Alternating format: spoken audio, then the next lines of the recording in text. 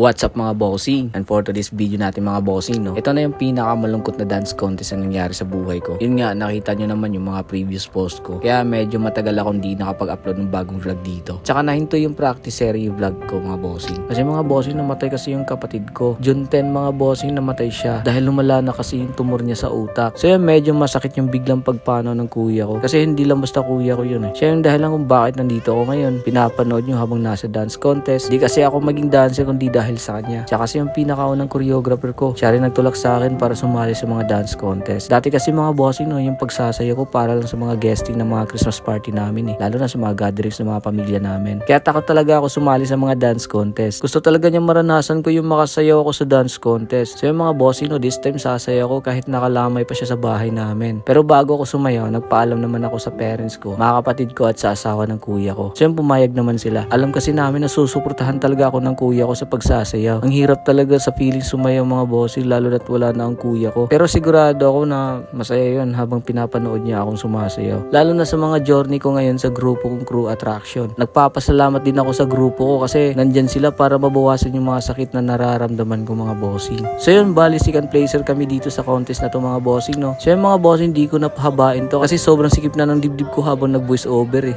So yun, kita-kits na lang sa next nating video mga bossing.